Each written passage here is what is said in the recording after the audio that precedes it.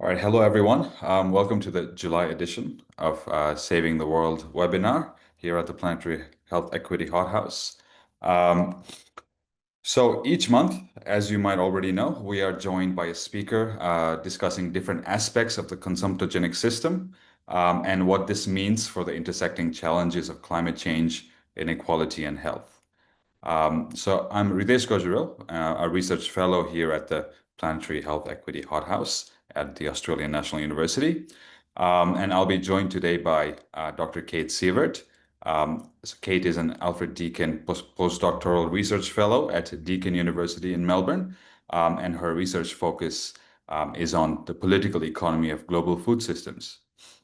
So let me just start first by acknowledgement of country. I acknowledge, celebrate, and pay my respects to the Ngunnawal and Ngambri people of the Canberra region and to all First Nation Australians on whose traditional lands we meet and work.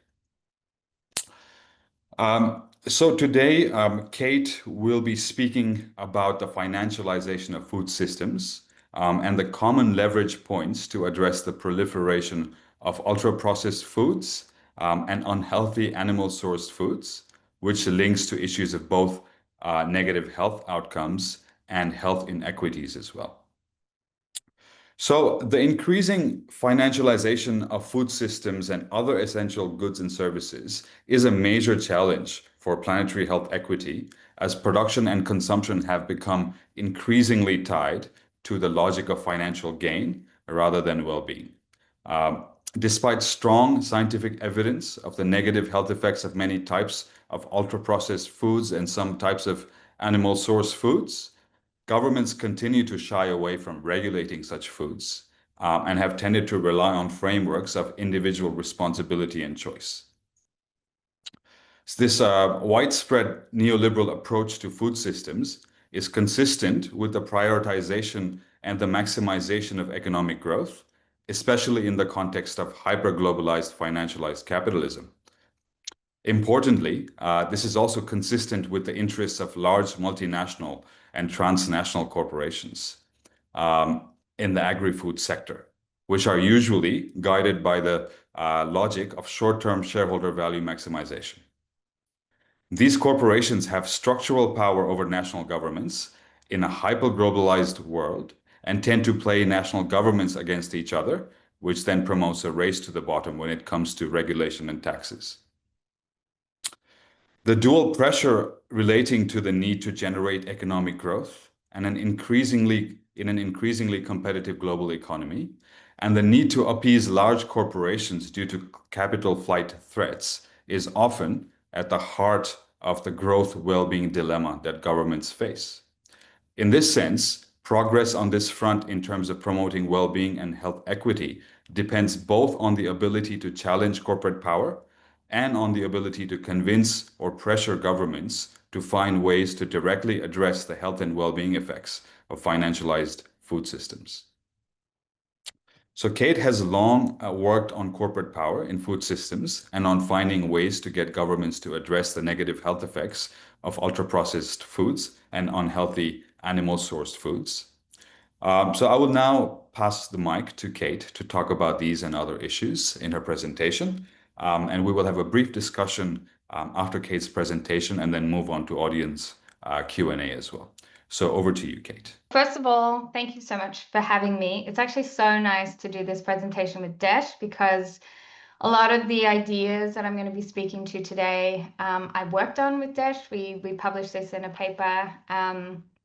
So yeah, this is a really nice environment and I'm really excited to speak to you all today.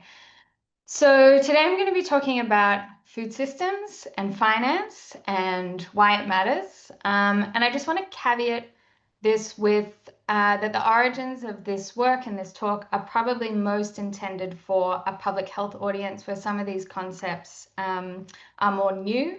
But I appreciate that probably not everyone here works in that space or in food systems. So I'm going to try and make it as accessible as possible.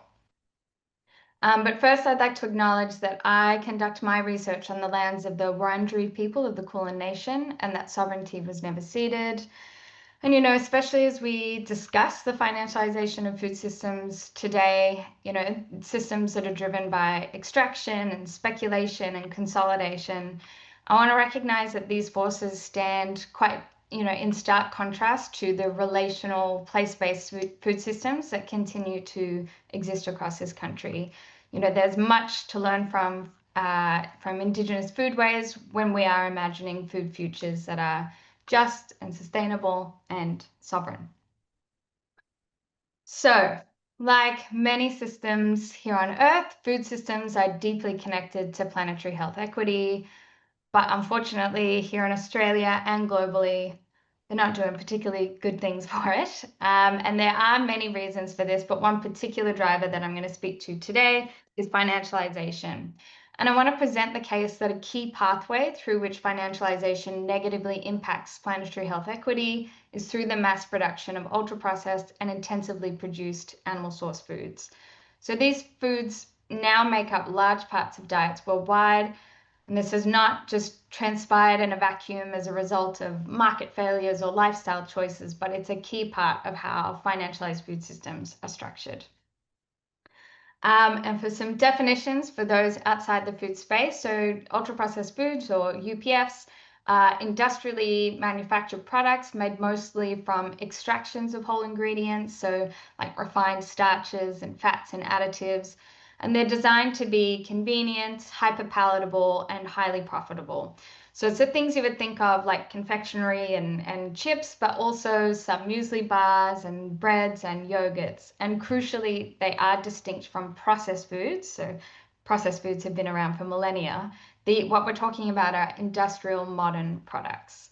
And by intensive animal source foods, I mean meat, dairy, eggs that come from large scale farming systems where animals are usually raised in confined spaces and fed high energy diets to maximize output and minimize cost.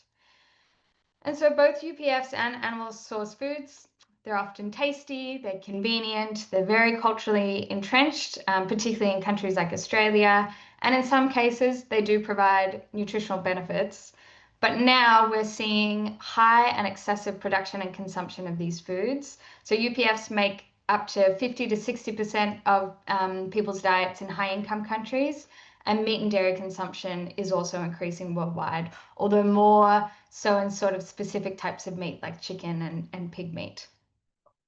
And alongside these trends, we're seeing the displacement of healthier foods and eating patterns, which ultimately contributes to social and environmental injustice through things like non-communicable and zoonotic diseases and antibiotic resistance, excessive greenhouse gas emissions, biodiversity loss, many forms of pollution, as well as poor conditions for farmers, workers, and animals involved in production. But despite their cumulative impacts on planetary health equity, analysis on UPFs and animal source foods are often examined and discussed separately, as if they're sort of distinct problems. But the two industries actually overlap in many ways. So the same large-scale monocropped globally traded system that produces feed for livestock also produces the main ingredients of many UPFs, so soy, wheat, corn, and sugar. They also rely on shared inputs like plastic packaging and are embedded in an industrial farming system that depends on capital-intensive technologies designed to maximize efficiency. And intensive animal farming also supplies key ingredients for many UPFs, so reinforcing their connection through things like ready meals, fast food, dairy-based products like chocolate and infant formula, and then many reconstituted meat products, so like nuggets, sausages, some burgers, are themselves UPFs. But most notably, they share institutional shareholders. So on the left here, we can see the combined ownership share of major UPF corporations by BlackRock, Vanguard, and State Street, as documented by Ben Wood, who's one of the co-authors on our paper. And then on the right, we see again, BlackRock, Vanguard, and State Street are also almost all invested in the top 10 global meat processors. Okay, so what is financialization? As a quick definition, when we're talking about financialization of global food systems, we're talking about business and policy changes that shift wealth away from farmers and communities and the planet, and into the hands of the financial sector. So it shifts the focus from producing food to nourish people to producing food in order to generate financial returns. And this often comes at the expense of public goods like health, sustainability, and equity. And it does play out differently across regions and varieties of capitalism, but the ultimate trend is usually the same. So the shift in wealth increases the power of financial markets and actors at every stage of the supply chain and shapes how food systems function and are controlled. And I will say this is not unique to food. We see similar patterns in housing, health, education, the energy sector, where these basic human needs are treated as assets to trade and profit from. And so financialization tends to unfold in three interrelated dynamics. So one, a focus on new ways to generate capital. Two, the prioritization of shareholder profits. And three, the spread of financial priorities on farmers and citizens. So how does this play out in Australia? So one, with new ways of generating capital. So we've seen a rise in agricultural real estate investment trusts and institutional farmland acquisitions from groups like Rural Funds Group, which own and lease large-scale agricultural properties to corporate producers. And these operations are often embedded in the supply chains that produce ultra-processed foods and intensive animal source foods. We see a focus on shareholder value. So Bega, for example, reports their strong market position in 2023. But to use Catherine Trebek's concept of arrival, they couldn't relish in this win. They still restructured, divested assets to maximize more shareholder returns. So this shows really how financial performance sort of becomes the key priority over all others. And then three, financial logics are now part of everyday farming life. So an example is firms like GrainCorp that bundle services like crop insurance and input financing, meaning that farmers are forced to become reliant on financial products to survive in the market. And then, of course, as we saw in the previous slide, we've got large institutional investors, including hedge funds and pension funds, making substantial investments in the agri-food sector, where food and agricultural products are treated as commodities to be traded on futures markets, which often results in things like price volatility and speculative trading in ways that are very disconnected from what we actually need food for. We've also seen states and governments very entangled in these dynamics. So increasingly, sovereign wealth funds and national development banks are investing public capital heavily in corporate agri-food firms. And this is often justified or framed as key to food security and economic security for nations. But what we find is usually the returns on those investments tend to go mostly to the shareholders and not to the citizens. And for me, one of the most brazen examples of this is the Brazilian Development Bank being instrumental in building the meat processing firm JBS into the world's largest meat company through things like low interest loans and equity stakes. Which some of you may know, that has just fueled market consolidation in the meat processing sector at huge costs to local food sovereignty or environmental protection.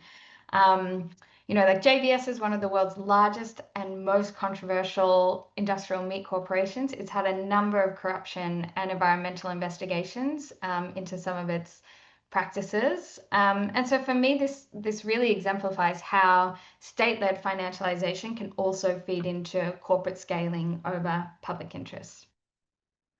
Okay, so how does this all relate back to UPFs and animal source foods? So the financial dynamics I just described tend to concentrate power in firms that deliver quick, predictable returns through scale, standardization, and brand dominance. And UPF and industrial meat and dairy companies fit very neatly into that model because they offer high margins, stable cash flow, and scalable operations. So they can cut costs by exploiting economies of scale. They invest in powerful brands like the McDonald's brand, which I believe is now one of the most valuable intangible assets in the global food systems. And then with this power, they can exert tight control in global supply chains.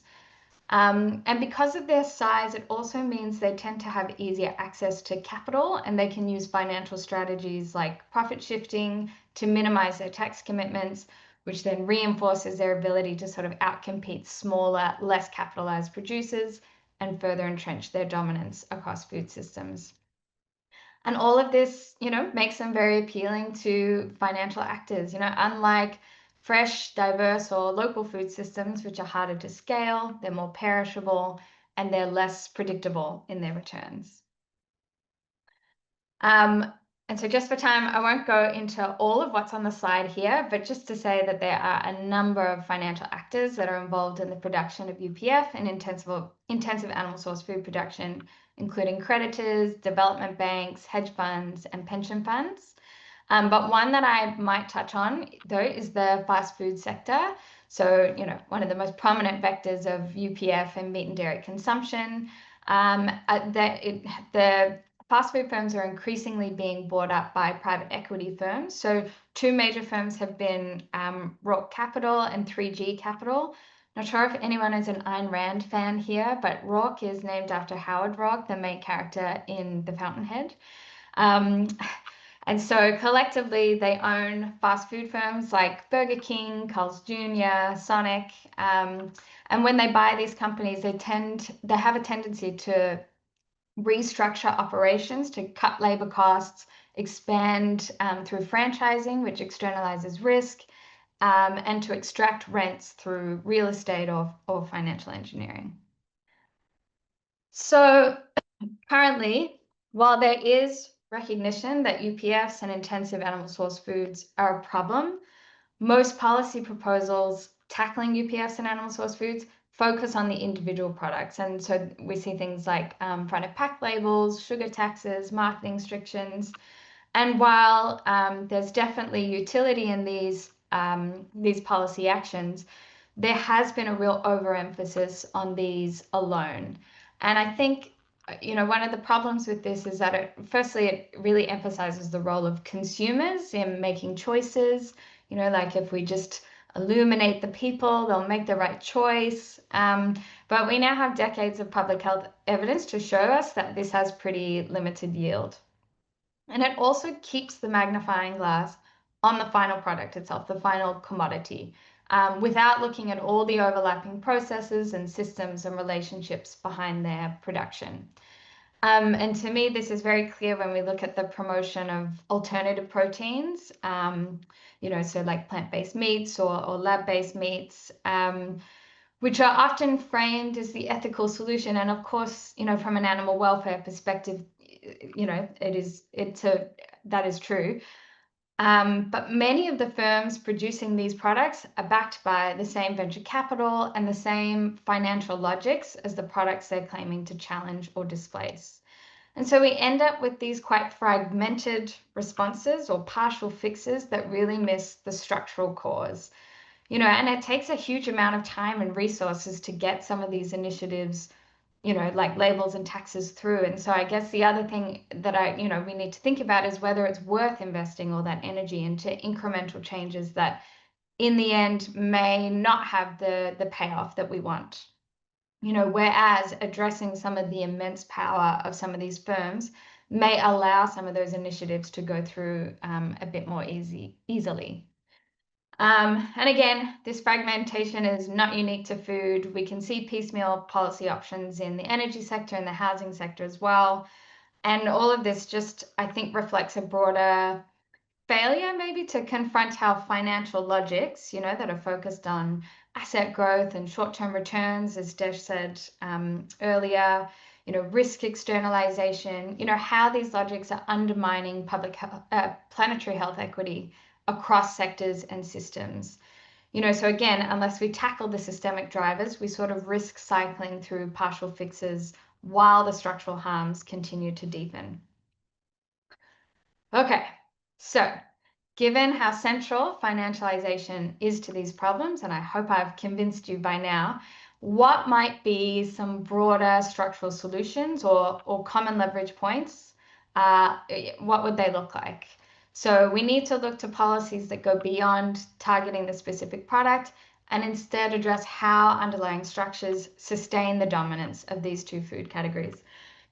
And I might add, I focused on these two food categories, but financialization affects a whole of food systems, everything from seeds, genetics, agrochemicals, distributors, grocery retailers. But we chose to focus on UPFs and animal source foods in this instance, I guess, because there has actually been quite a bit of discussion on policy responses to address their dominance in diets, and we wanted to maybe extend some of that work. And before I outline these leverage points, I want to briefly mention the theory that guided and informed how we thought about this, which is ecological regulation theory by Christine Parker and Fiona Haynes. Christine was also one of our authors. So ecological regulation sees the role of regulation as not fixing instrumental problems, but creating space for broad, systemic, and democratic solutions. So it recognizes that challenges like climate change can't be tackled without also addressing social and economic injustices. They're all connected. It also emphasizes dynamic and layered policies, ones that build over time and respond to different needs, which in theory would hopefully make them less likely to cause unintended harm. And another key point to ecological regulation is diffusing whose voice gets heard or platformed, so moving away from the dominance of corporate actor interests and raising the voices of citizens, small-scale farmers, ecosystems, non-human animals. Yes. Okay, so with that in mind, common leverage points that would look to reduce incentives for financialization of food systems will likely depend on two key elements. So one, imposing limits on the power of corporate actors, including financial actors, and two, increasing the power of non-corporate actors, including our ecosystems and non-human animals. So this could include, and this is not an entirely comprehensive list, but a range of pre-distributive tools that shape how value is generated and distributed before it's captured, and redistributive tools that would address more downstream inequities. So this could include democratic finance reforms that might limit asset manager influence in food supply chains and expanding public or community ownership of food infrastructure, including things like land trusts, anti-monopoly and competition enforcement to break up concentrated agri-food markets, land use value taxation or restrictions on the ability to speculate on farmland to stop investors treating land entirely as a financial asset, and tax justice reforms that might close loopholes on transnational corporations, shifting profits and avoiding taxation. And there'll be examples of similar policies that don't just apply to food and are relevant to the shared structural mechanisms and financial logics that operate, across a range of systems of provision.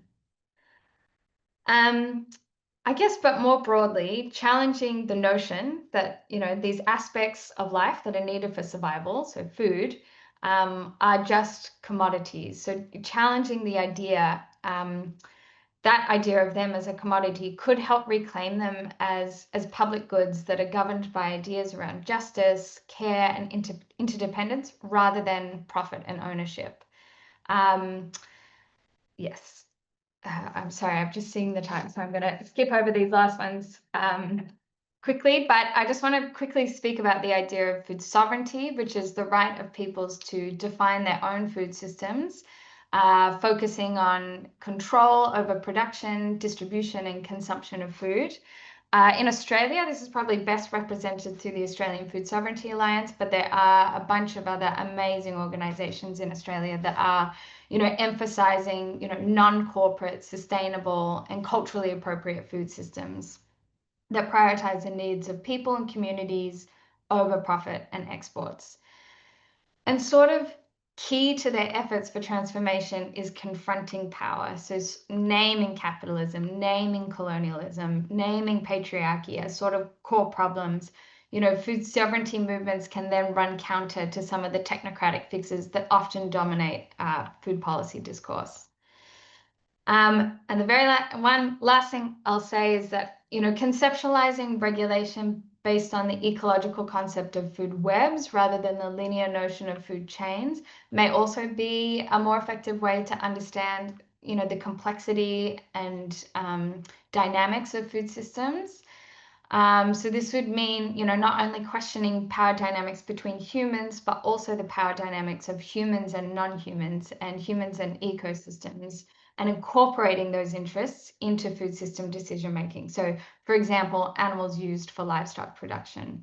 And this has actually been experimented in the UK with its very first interspecies council. So it's a government-run initiative, which might sound a bit airy-fairy, but I thought it was quite a cool way to try and bring some of those perspectives in. So, just to finish, while there are a myriad of ways to envision food systems transformation, the central premise I'm trying to convey is that addressing financialisation as one of the fundamental structural drivers of food systems that are dominated by UPF and intensive animal source food production is crucial. Otherwise, policy responses may remain fragmented and not as effective as they could be. And while my focus today has been on food, the dynamics I've described are not unique to food. We've seen corporate obstruction and financial capture, shaping outcomes in housing and health and energy and beyond. So if we can sort of work together to identify the common leverage points across these struggles, we may have a better chance of building the kind of structural solidarity needed to shift power and expand what's politically powerful. I just want to say that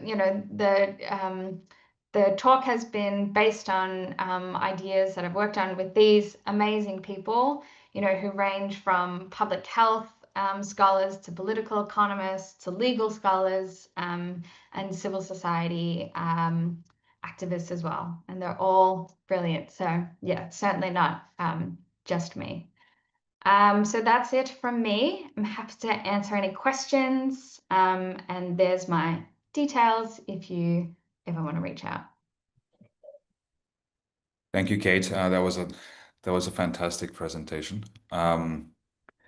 Yeah, so I guess just to expand on some of the things that you were talking about that would be of interest to our audience. There were a few questions that I had lined up as well, and so maybe we'll just talk through them as a kind of a discussion. So kind of the first thing, and that stands out, throughout the presentation and throughout this issue as well, is related to corporate power. And I Mm. know you've worked on this issue for a while now. So can you maybe expand a bit more on corporate power, especially today, maybe even changes in corporate power over time? And yeah, just to get a better sense of corporate power, both in national and international food systems. Yeah, I mean, I think this is sort of the core problem that, excessive corporate power really defines, our global food system.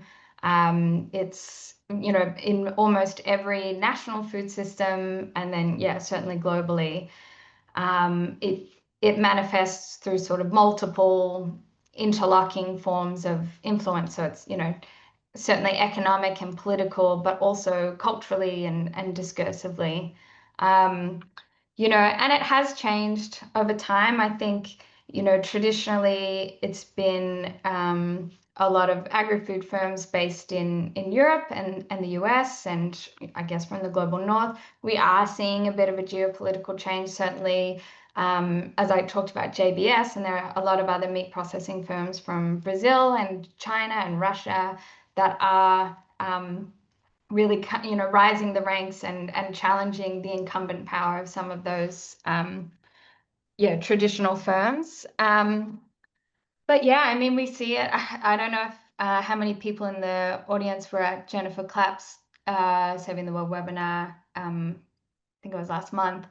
But it starts, right at the seed. So we've got the ABCDs. So Archer Daniel Midland, I think, ADM, Bunge, Cargill, Louis Dreyfus. They were the traditional ABCDs of seeds. They control over 70% of the global grain trade.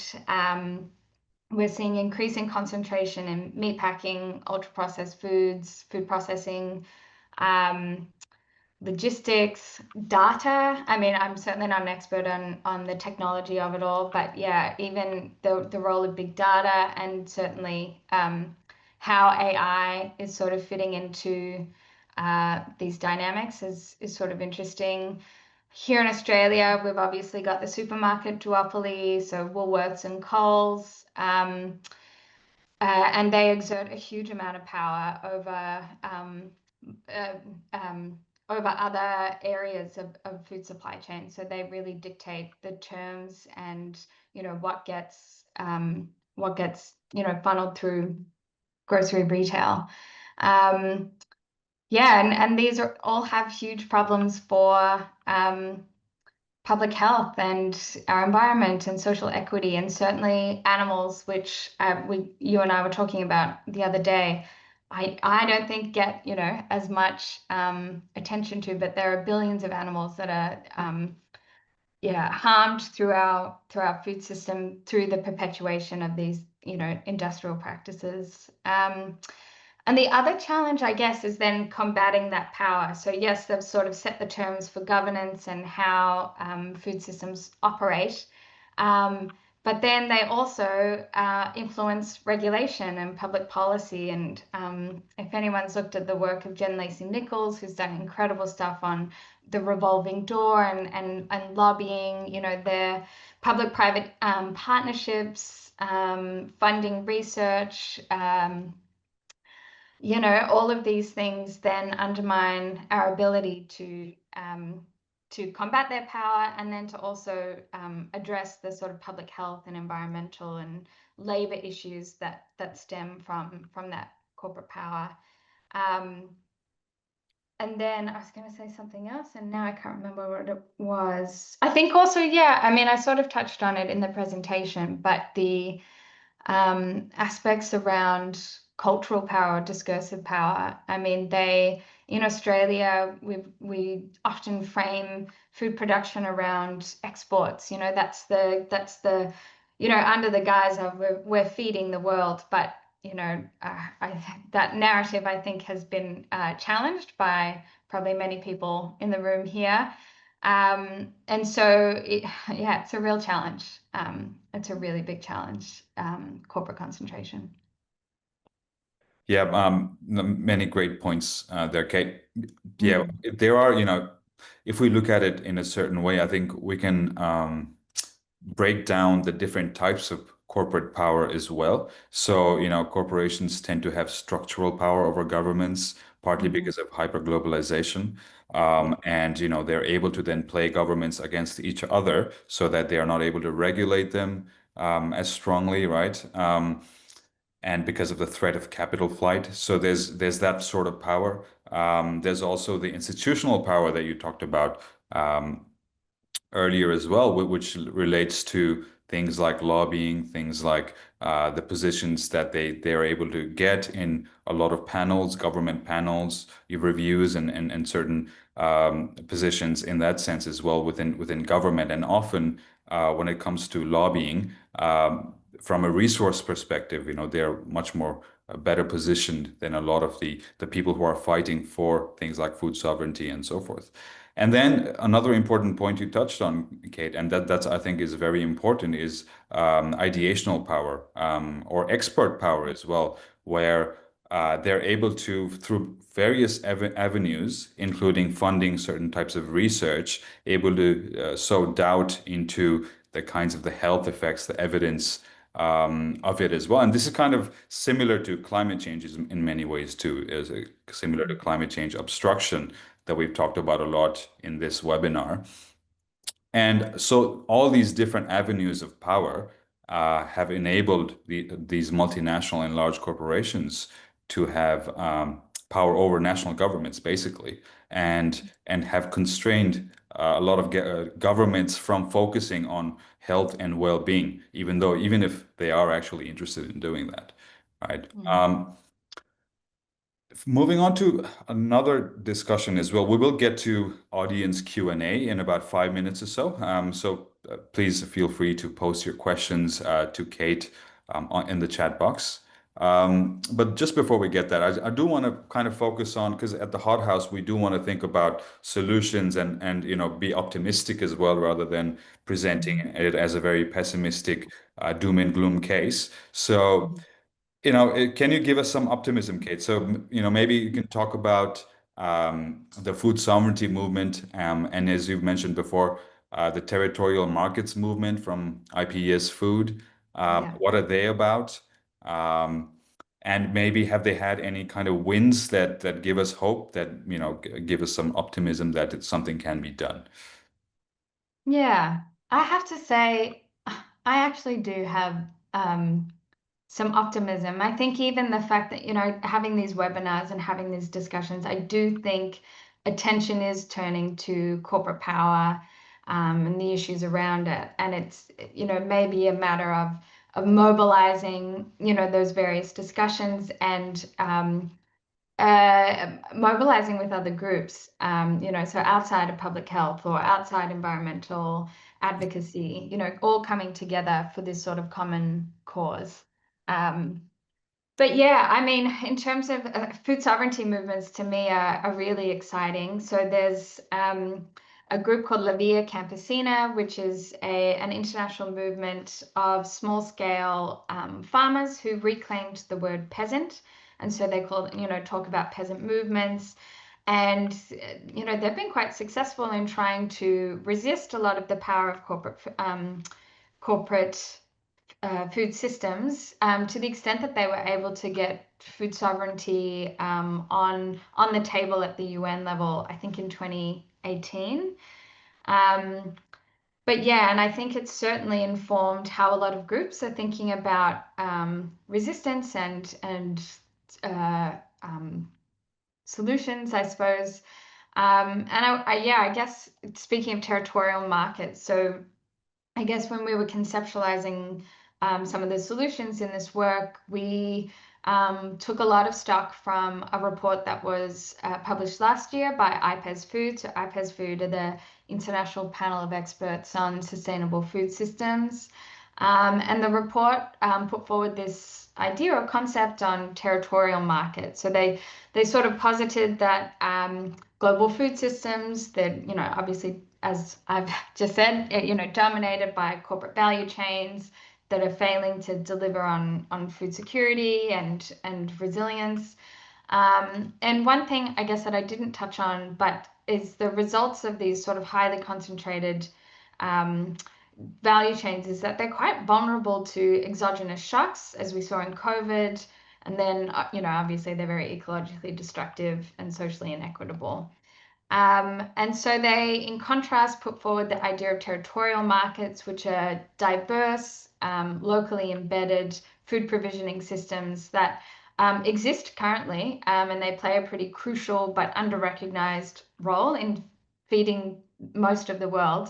And so they include things like informal markets, public procurement schemes, urban agriculture, and they're usually based on small and medium scale producers and shorter supply chains. So they're not growing something in one country, sending it to another country to be processed, and then to another to be packaged, and then back to the original. So they're more contained. And they talk about the idea of territorial markets providing better dietary diversity, better producer livelihoods, and more adaptable to those exogenous shocks.